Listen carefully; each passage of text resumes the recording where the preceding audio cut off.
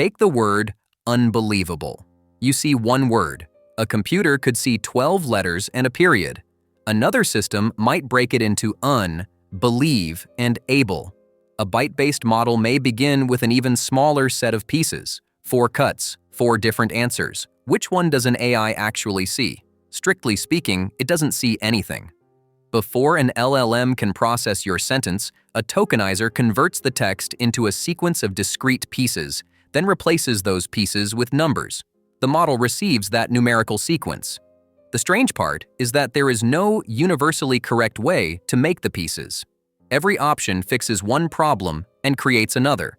By the end, that trade-off will explain why the same sentence can occupy different amounts of an AI's context, why unusual names get chopped into odd fragments, and why 2 neighboring token numbers do not have neighboring meanings. Start with the obvious answer: use words. A word tokenizer could keep the, banana, and unbelievable as 3 tidy entries in a dictionary. Common sentences would stay short.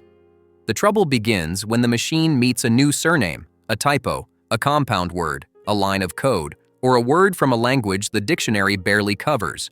It can add every possible word to its vocabulary, but that dictionary would become enormous and still miss something.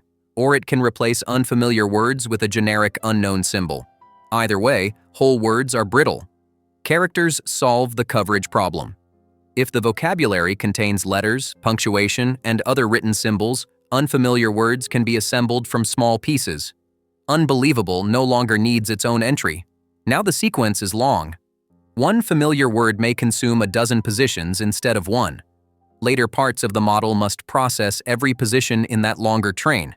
Bytes push the idea further. Modern text can be represented with a base set of 256 byte values.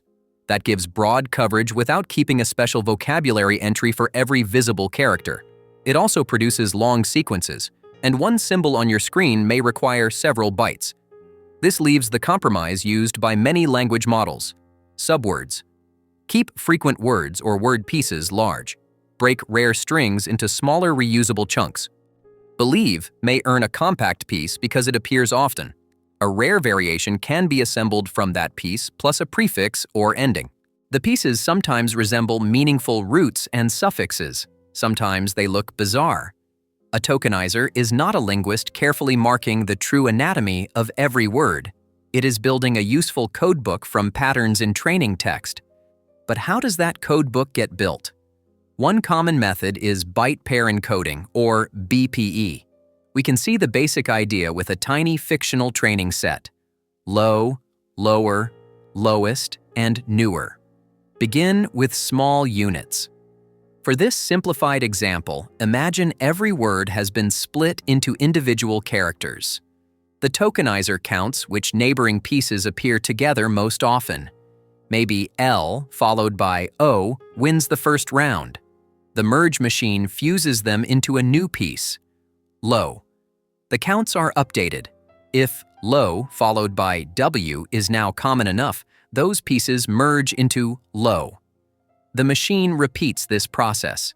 Each winning pair earns a place in the vocabulary. Frequent patterns become larger tiles. Rare patterns remain sequences of smaller ones. That is the central trick. The vocabulary is learned from frequency, so it acts like a compression scheme tuned to its training data. Real tokenizers add important details. They may start from bytes instead of characters. They may handle spaces or punctuation in special ways. And not every subword system uses BPE. Word piece scores candidate pieces differently. Unigram begins with many candidates and removes the ones it can do without. Sentence piece is a framework that can train subword models directly from raw text. It is not simply another name for BPE. Different training text, vocabulary size, normalization, and algorithm produce a different cutter, which means the same sentence can enter 4 models and come out 4 different ways.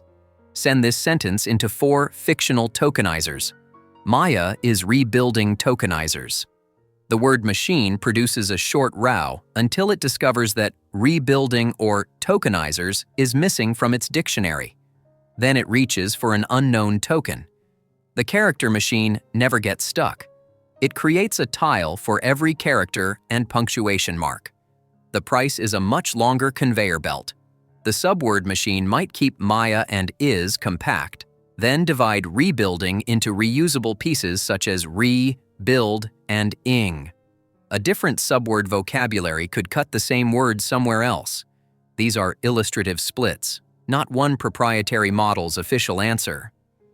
The byte machine can represent the entire string using its small base alphabet, but the belt may be longer again, especially when the text includes characters that require multiple bytes. None of these machines wins every contest. A larger vocabulary can shorten common sequences, but its embedding and output tables must contain more entries.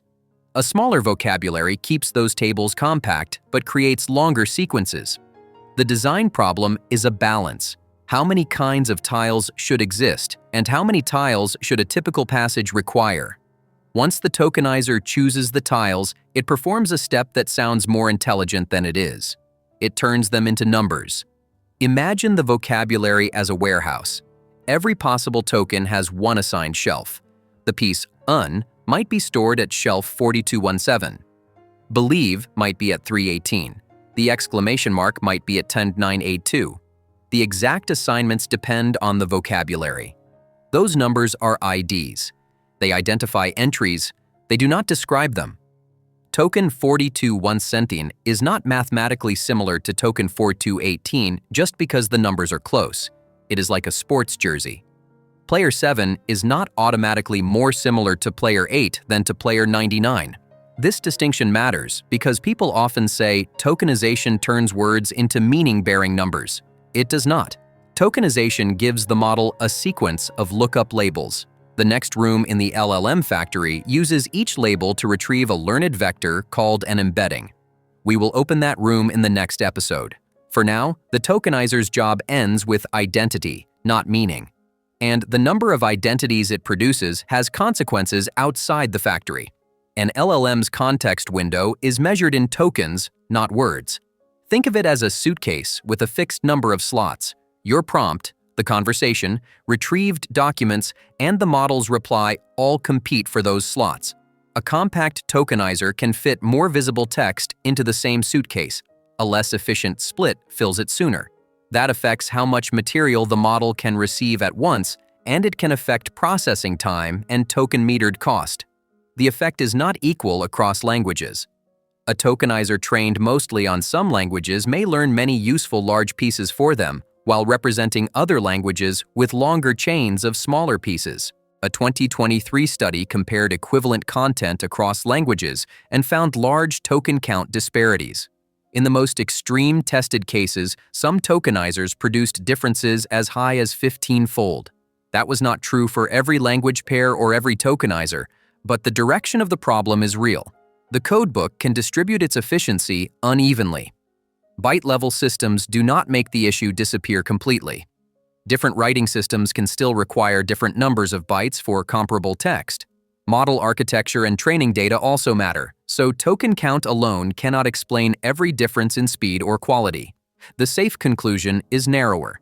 A context window with 10,000 token slots does not hold a fixed number of words, characters, or ideas. What fits depends partly on how that model's tokenizer cuts the text. The suitcase is filled with tokens, and different cutters pack differently.